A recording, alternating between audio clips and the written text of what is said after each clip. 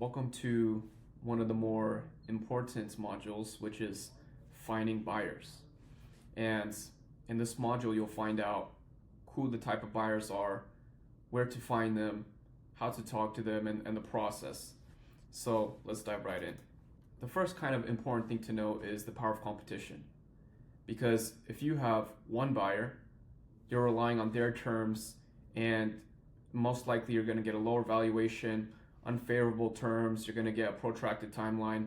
But if you are able to gather multiple buyers, this will allow you to drive the price higher, a better deal structure, and you'll be able to close quicker. So that's why this is important to do correctly. And what are the four main buyer types? The first is an individual. So, somebody's looking to replace their job, or they're looking to make their first acquisition. And usually this is done with an SBA loan or, seller finance, heavy seller finance, or some personal cash and some type of a structure to where they don't have to put up as much cash up front. But individuals, these are usually deals up to around $1 million, sometimes up to $5 million. Then we have financial buyers who are private equity firms, family offices, PE-backed roll-ups, and they're professional investors who are purely buying for cash. They're buying a cash flowing asset and they're looking to hold it for a few years, scale it up, and sell it in some time for a higher price. And then we have strategic buyers. Strategic buyers are larger companies in your industry or an adjacent one, and they'll buy it up to increase their market share, their technology, or their talents, and they can pay higher prices because the synergies are higher. And it could be more worth it for them to do this than having to build something from scratch. Competitors are also a great buyer. If you have competitors in your niche who are about your size or larger, then your business could be of interest to them. But you have to be very careful with these types of buyers because they could easily rip off what you have. So where can we find these buyers? There's a few places that we can look for them. And what we use is a multi-channel approach. The first that you can use is marketplaces or exchanges, as I like to call them. Like Flippa, Acquire, Axial, BizBuySell. These are all exchanges where you can self-list onto them and speak to buyers directly. And another is direct outreach. So this is scraping lists of buyers that are a good fit for your deal and reaching out to them via email, via LinkedIn, whatever it may be, to get into the inbox of these investors or buyers and seeing if you can secure an offer. Next is your network. And this could be partners, it could be customers, suppliers, people that you work with who could have an interest in potentially buying your business. And another is private lists. So usually investment banks, brokerage firms, or advisors have their own lists that they've built out over the years of selling businesses. You won't really have access to this unless you're working with an iBank or something, but it's something to note for sure. So how do we kind of perform this? Let's look at the exchanges that you're able to list on. So over here, as you can see, we have a few of the most common types of exchanges that we've seen or that work kind of the best.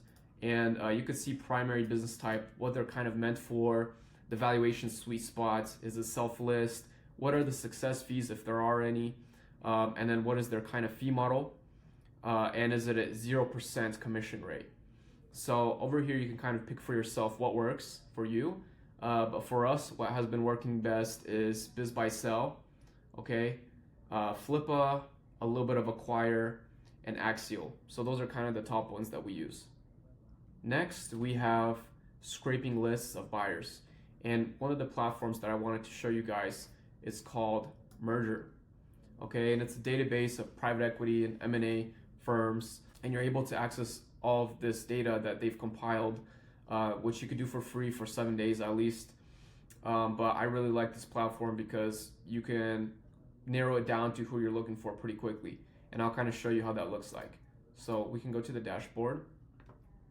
And let's say we have an e-commerce business and we're looking for private equity firms, okay? So what we would do is we would go here, private equity firm, investor size. Let's say, it's a deal under 10 million, you'd go small. And then you'd go more options, industry interest. you'd find e-commerce, commerce, geographic preference. If your business is in a certain country or some geographical location, you can narrow it down by that, or by the revenue or EBITDA. But usually I don't really touch this stuff. I'll go down, boom, portfolios. We can even narrow it down to private equity firms who have e-commerce businesses already in their portfolio, and this kind of narrows it down further for us. Make sure we're contacting the right investors or buyers, and then over here you want to make sure that you have active investors selected. Okay, and then from there we'll search, and then now you can see we have 55 firms here who are investing in e-commerce brands. And what you'll do is you'll go to team members and you'll download this, and then what you'll do is you'll go into an LLM or some sort of AI and have it pick out 3 key members from that list per company. Okay, so here's kind of how that looks like.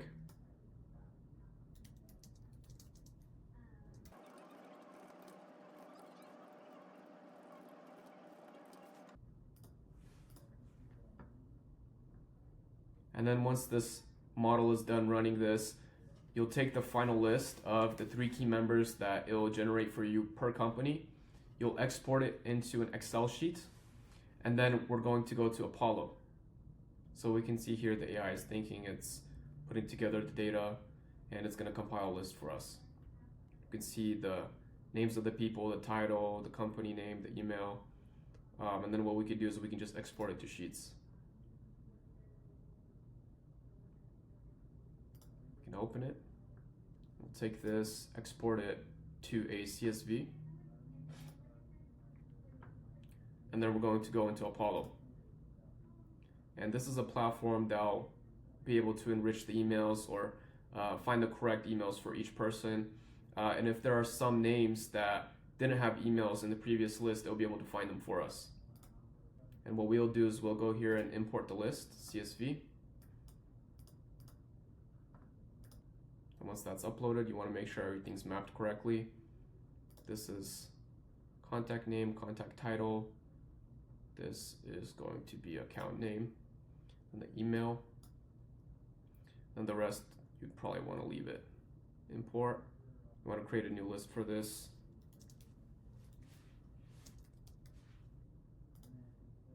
And then we'll wait for it to import and then use it from there. Now that we have our list, all we have to do is select all of them. Select all, apply, and then export. And we can export all the emails. Download. Now what we're going to do is use a platform called Omni Verifier to clean the list and make sure the emails are valid, not to screw up your inbox. Okay, you don't want to screw up your email. So we're going to go here. Once we're in here, all we need to do is we need to go to upload and then upload that list that we just exported. Continue, press continue, validate 91 emails. You can see it's in progress. We just gotta wait for that. So once the list is complete and it's verified, what we wanna do is we wanna export the valid leads. But first, what we can also do is verify all the catch-alls. But once that's done, let's say we can export it, only valid.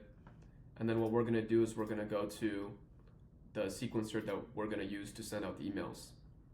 Now, one of the platforms that I recommend is called Hunter, and this is a free one. We personally use Instantly with hundreds and hundreds of inboxes for our firm, but this is the most easiest and free way to do it. And what you'll do is upload all the leads. Okay, you're gonna come into here, import leads, and then you're gonna import that list.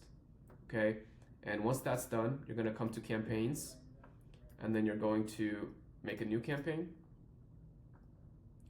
And then here, make sure your email is connected to it, and you want to write a subject email. Just have AI help you with writing this email and prompt it to make sure you don't land in spam, that you keep the email short and attractive to a potential investor or buyer. And just throw in all of your details of the business, the executive summary, any other details that you might have, and write an email. And then from there, you'll just go through this prompting, you'll upload the leads, you'll press next, and then you'll set the campaign for launch. And this is how you reach out to buyers by email once you've scraped them. Now going back to the presentation, you want to build your buyer universe. And in the resources section, you'll have a buyer CRM that you can use to keep track of all of these buyers. But you can update, who the buyer type is, the list source, the stage of the buyer, and you could just keep track of every little detail to make sure nothing is slipping through the cracks. And what does the outreach cadence kind of look like? So day one is initial contact. You want to write a very short email asking them if they want to see the teaser, and you want to make it attractive, show some of your metrics right off the bat. And then from there, after 4 days, you want to give a gentle bump. Okay, so you want to re-engage with them, say, hey, have you been able to check it out? Here's maybe some more updates, or something that's attractive to the buyer. And day 10 is the final touch. It's going to be the last email that you're going to send to them, so it better be a good one. And from there, you just kind of want to leave them alone after that. And we just ran this process with another founder. We gave him this blueprint, and he was able to use this, and he contacted a large amount of buyers, 443 buyers. He got 82 NDA signed, 7 calls, and then he received 3 offers from this. And the result was a higher % of cash at close, shorter, more achievable earnout terms, and fewer reps and warranties. And this process, it was a result of design and not just the quality of the business itself. You need a good process to find buyers. Some stuff that you don't want to do here is blasting unvetted lists. So you don't want to just scrape thousands and thousands of buyers and just bulk send emails to them, because this is not the right way to do it. You want to do a more targeted approach to where you'll have buyers that will actually answer you. And then from there, you want to make sure that you're not sharing the executive summary right off the bat. That's only after they view the teaser and you sign the NDA. And also, when you're talking to a buyer, you want to make sure that they're serious buyers, that they have the funds for it. You can ask for proof of funds or something like that, or you can do more research about the firm to make sure that they have the funds, but make sure that they're serious. And granting early exclusivity is never a good idea. You want to make sure that you don't agree to an exclusive negotiation period with one buyer unless you have a good LOI that you've signed. And most times you can even get away without signing an exclusivity period. Okay, so keep that in mind. And now for the final steps, you can find in the resources section the buyer CRM sheets. You can find the exchanges sheet, the buyer lists that we've scraped for you guys. It's going to be e-commerce, SaaS, app, agency. We're going to have a bunch of lists in there for you so you can use them right off the bat, and then also an NDA template. So I look forward to seeing you in the next module.